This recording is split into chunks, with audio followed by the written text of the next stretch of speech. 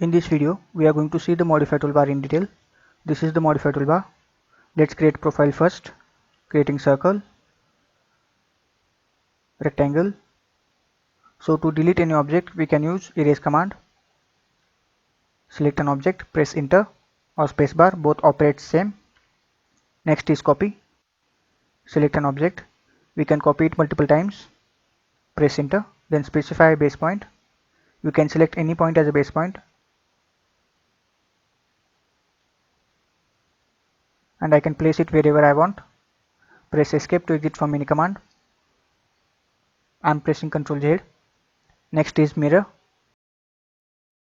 We can create a mirror object. Select that object, press enter, then specify mirror line. If I give vertical line, then this is how mirror image will be created.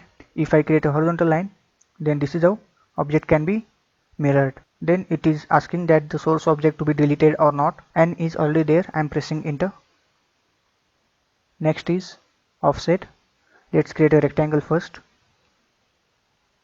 I am giving its values 30, tab 15, press enter. Now I am offsetting it, specifying offset distance as a 5 mm. We can offset it at outside or at inside.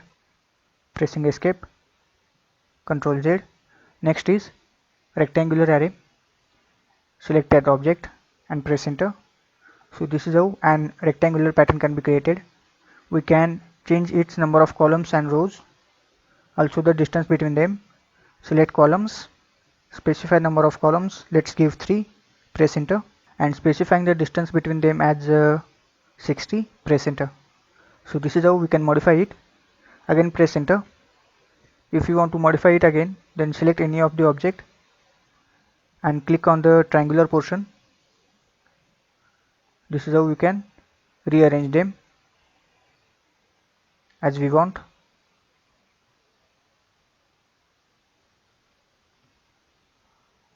This is the rectangular pattern. Now I am going to create a circular pattern. Let's create circle.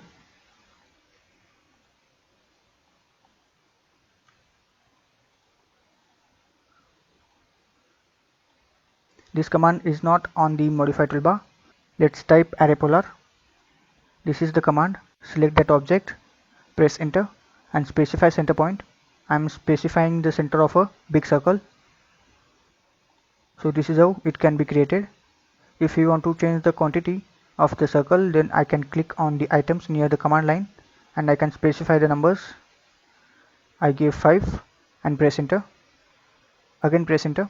So this is how we can create it. Next is move. We can move an object. Click on move, select object, press enter and specify center point, and you can place it wherever you want. Next is rotate. Let's create a rectangle first. 50, tab 20. So 50 by 20 rectangle is there. Rotating it, click on rotate, select that object, press enter, then specify base point. So this is how we can rotate it. We can give a particular angle also. Let's give 45 degree. So this rectangle is tilted at 45 degree. Ctrl Z. Next is scale command. Selected the object, press enter, then specify base point. We can enlarge it like this. We have to give the scale factor. If I give scale factor as a 2, then the length will be doubled. If I give scale factor as a 0.5, then the distances will be halved. Giving 2, press enter. So this is how it is modified. Next is stretch. We can stretch in single direction. In scale, the object can be modified in all direction. Let's click on the stretch. Now in this case, while selecting the object, I can drag an area which I want to stretch. Press enter, then specify base point. So this is how I can enlarge it, or I can reduce its length. I can type the value also. Let's type 50 so that the length will be reduced by 50. This is how it works. Next is trim command. Let's create a circle here. We can delete unwanted portion with the help of trim command.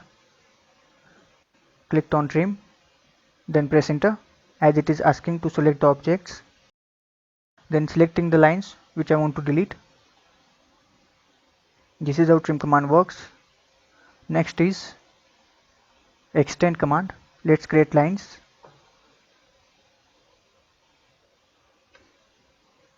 To repeat any command, we can press spacebar. Now I have to extend this line up to here, so I am selecting extend command, selecting the lines, press enter and specify the line which you want to extend. This is how line can be extended. Press escape. Next is break command, break at a point. Let's create a line. This is the line, a single line. Now I am going to divide it. Click on break at a point, select that line and specify a point so that the line will be divided. So this is how a line is converted into two lines. First one, second one. We can again join it by using join command. Select both the lines, press enter. Now you can see this is a single line. Next is break command. We can create a gap by using this command. Select line and select a point so that the gap will be created in between them. We can again use the join command. Press enter. Next is chamfer and fillet. Let's click on chamfer. Go to command line. Select the distance so that we can give a distance of a chamfer. Let's give 10 mm. Press enter.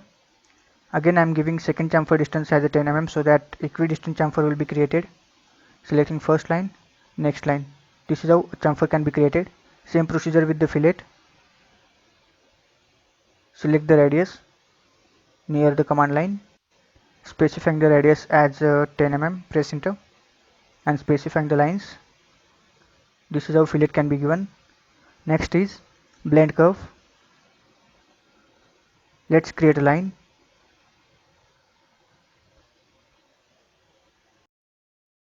This command is used to join the two lines.